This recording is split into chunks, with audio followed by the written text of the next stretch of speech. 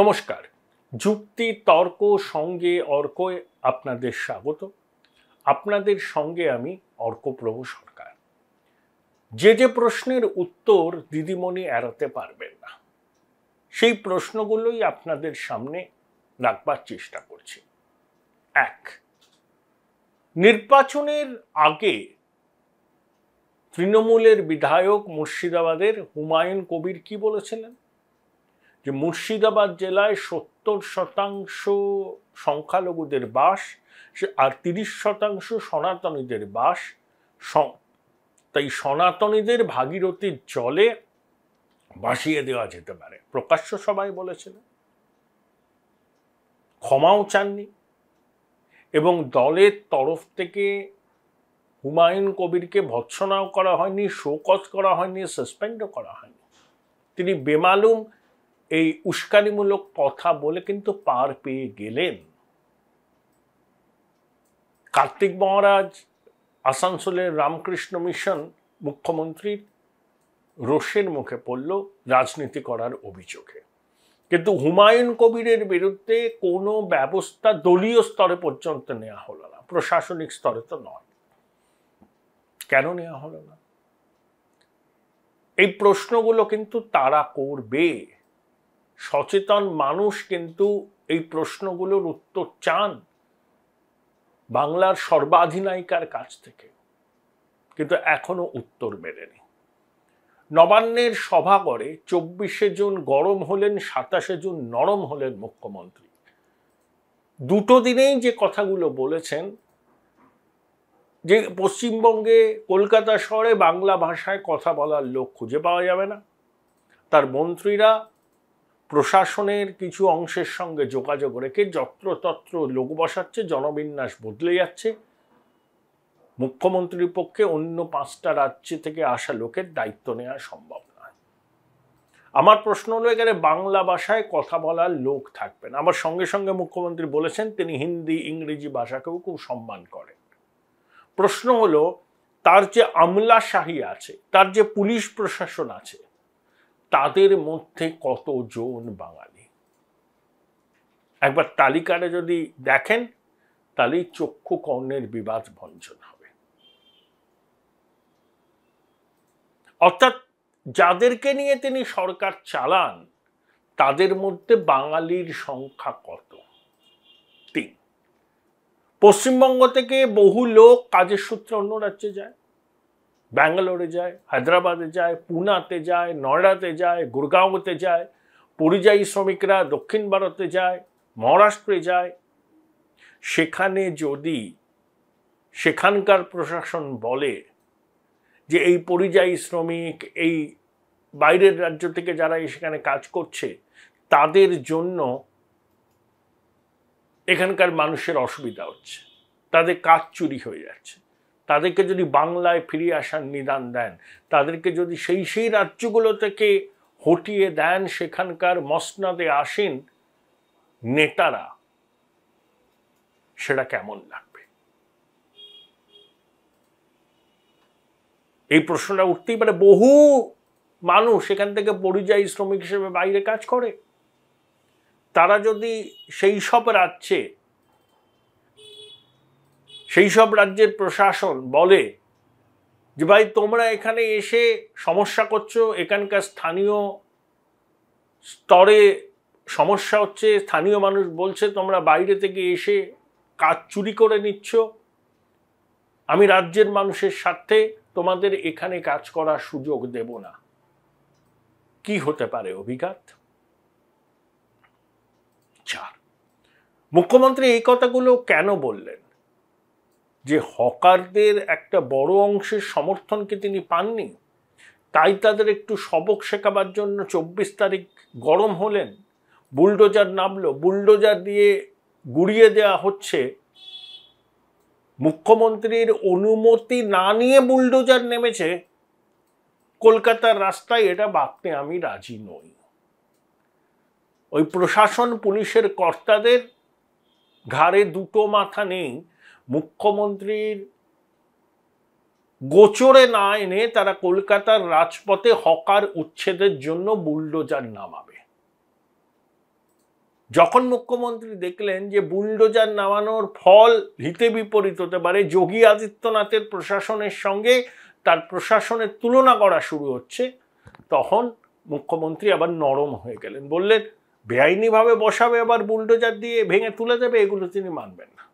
বেআইনিভাবে হকারদের বসানো হয়েছে, ডালা বিক্রি হয়, ফুটপাত বিক্রি হয়, তার কাউন্সিলর স্থানীয় পুলিশ পয়সা নেয়। রাজ্যের সব মানুষ জানেন, মুখ্যমন্ত্রী জানেন না, হঠাৎ করে তার বিলম্বিত বোধোদয় হলো। এটা আসলে যে হকাররা তাকে ভোট দেননি তাদেরকে একটু সবক শেখালেন যে তিনি দণ্ডমুণ্ডের কর্তা, তার বিরুদ্ধাচারণ করা যাবে না এই বাংলায় খেয়ে পড়ে থাকতে হলে। The message is loud and clear. 5, কুচবিহারে বিজেপির সংখ্যালঘু মোর্চার এক সক্রিয় কর্মীকে মহিলা বিবস্ত্র করে মারধরের ঘটনা ঘটেছে। জাতীয় মানবাধিকার কমিশন, হিউম্যান রাইটস কমিশন, মহিলা কমিশন জানতে চেয়েছে। অগ্নিমিত্রা পালের নেতৃত্বে বিজেপির বিধায়ক দল যাবেন। দেশে সব জায়গাতেই ভোট হয়েছে, ভোটের পরে কোথায় শান্তি শৃঙ্খলার সমস্যা হয়েছে, কোথায় বিরোধী দলের কর্মী সমর্থকদের ঘরছাড়া হয়ে আশ্রয় শিবিরে থাকতে হয়েছে, দলীয় অফিসে থাকতে হয়েছে। এত বড় বড় কথা বলেন মুখ্যমন্ত্রী, তার দলের নেতারা, জনাদেশ তাদের পক্ষে, তা সত্ত্বেও বিরোধী দল করার অপরাধে যদি মানুষকে হেনস্থার মুখে পড়তে হয়, অত্যাচারের মুখে পড়তে হয়, রুটি যদি প্রশ্নের মুখে পড়ে, তাদের ঘরছাড়া হয়ে আশ্রয় শিবিরে থাকতে হয়, তাহলে পশ্চিমবঙ্গে গণতন্ত্রের স্বর্গরাজ্য বলে গর্ব করার আগে আমাদের লজ্জা হওয়া উচিত।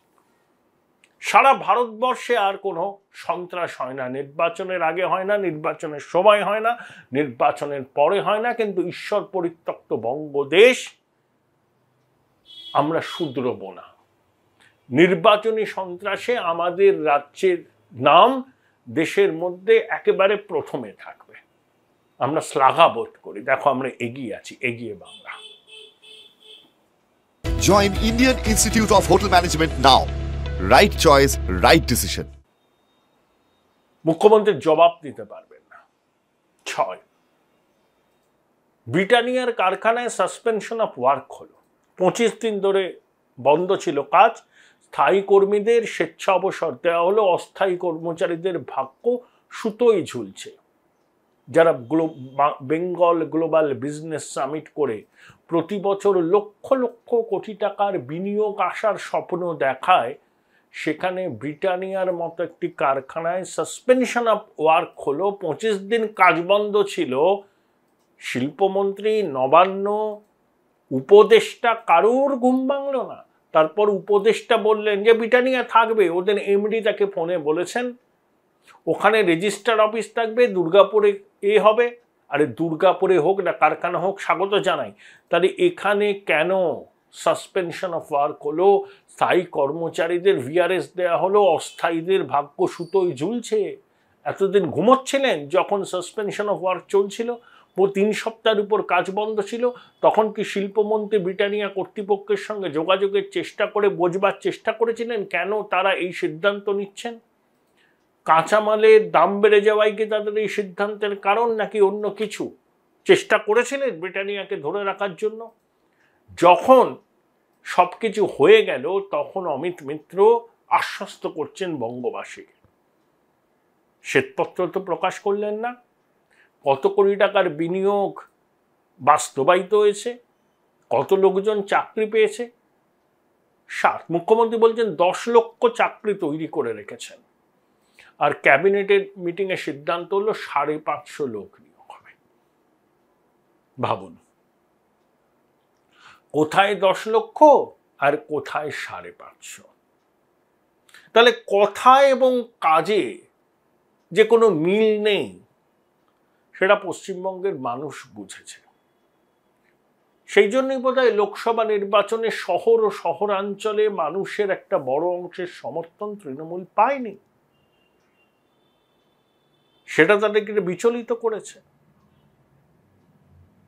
74টার পুরসভায় তারা পিছিয়ে। 26-এ বিধানসভার ভোট যখন হবে তখন 15 বছরের প্রতিষ্ঠান বিরোধিতার মুখোমুখি হতে হবে রাজ্য সরকারকে। 100 দিনের কাজের টাকা, আবাস যোজনার কাজের টাকা এই মুহূর্তে পাওয়া সম্ভব বলে আমার মনে হয় না। শিবরাজ সিং চৌহান গিরিরাজ সিং না হতে পারেন, তিনি রাতারাতি টাকা রিলিজ করবেন বলে আমার মনে হয় না। এই মুহূর্তে যদি কেন্দ্রীয় সরকার টাকা রিলিজ করে তাহলে এটাই প্রমাণিত হবে তৃণমূল যে অভিযোগগুলো তুলেছিল 21 বিধানসভা নির্বাচনে হেরে গিয়ে প্রতিহিংসার বশে রাজ্যের প্রাপ্য টাকা, গরিব মানুষের 100 দিনের কাজের মজুরির টাকা কেন্দ্রীয় সরকার আটকে রেখেছিল। তাহলে তৃণমূলের সেই অভিযোগটা মান্যতা পাবে? সেটা কেন্দ্রীয় সরকার কি হতে দেয়? ফাইল চালাচালি হবে, যত টাকা চুরি হয়েছে সেই টাকা উদ্ধার করার জন্য রাজ্য সরকার কি পদক্ষেপ করছে সেটা জানতে চাইবে। মুখ্যমন্ত্রী ইতিমধ্যেই আবার আবাস যোজনায় নির্ভুল তালিকা তৈরির নির্দেশ দিয়েছেন। তাহলে 100 দিনের কাজের বকেয়ার টাকা, আবাস যোজনার টাকা কেন্দ্রীয় সরকার না দিলে রাজ্য সরকারকেই সেটা ব্যবস্থা করতে হবে, কোষাগারে চাপ বাড়বে। আমি তো সাস্টেনেবল ডেভেলপমেন্টের মডেলে যাই না, আমি তো ধার করে করে সামাজিক কর্মসূচি চালাই। তারও তো একটা সীমা আছে। যে বাচ্চারা আজকে জন্মাচ্ছে তার মাথার উপর 58,000 টাকা দেনা, এভাবে চলতে থাকলে সেটা কোন পর্যায়ে যাবে? শিল্প নেই, কলকারখানা নেই। মুখ্যমন্ত্রী শেষ কবে তার হাসি মুখের ছবি কলকারখানার উদ্বোধনে রেখেছে তিনি নিজেও মনে করতে পারছেন না। তাই কেন্দ্রকে দোষ দেওয়া, কেন্দ্র দেয় না, বাংলাকে ভাজে মারতে চায়, এইসব অভিযোগ অনেক হয়েছে। বাংলা দেশের বাইরে নয়। কেন্দ্রীয় সরকারের সঙ্গে আপনার মতবিরোধ থাকতে পারে, কিন্তু সমস্ত বিষয় যদি আপনি পায়ে পা লাগিয়ে ঝগড়া করেন সেটাও রাজ্যের মানুষের কাছে শুভ নয়। উত্তরবঙ্গ কি বললেন, কি গেরুয়া লাল সব টিনের শেড ফেড হয়েছে, মানুষ যেটা ইচ্ছা করবে। আপনার কি বলার আছে? এটা বাড়ি কে কিভাবে করবে, কোন রং ব্যবহার করবে, ছাদে কি রং করবে, সেটা ইন্ডিভিজুয়াল ফ্রিডম। আপনি বলতে পারেন না, কিন্তু আপনি বলছেন, অর্থাৎ পদে পদে ঝগড়া করা। উত্তরবঙ্গের কথা বললেন কেন? সেখানে এবারও তৃণমূল সুবিধা করতে পারে। এগুলো ওই বললাম কথা আর কাজের যে মিল নেই সেটা বারে বারে প্রমাণ করছেন মুখ্যমন্ত্রী। তার এই দ্বিচারিতার জবাব কিন্তু তাকে দিতে হবে, বাংলার মানুষের কাছেই দিতে হবে, আজ না হয় কাল। প্রতিবার এক অঙ্কে কিন্তু নির্বাচনী বৈতরণী পেরোনো যায় না। বামফ্রন্ট সরকারও 2004-এ 35টি আসন পেয়েছিল, 2006-এ 235টি আসন পায়, আর 2011-য় রাজ্য পর্যায়ে 60টি আসনে নেমে দাঁড়ায় বামফ্রন্টের শক্তি। চিরদিন কাহারও সমান নাহি যায়।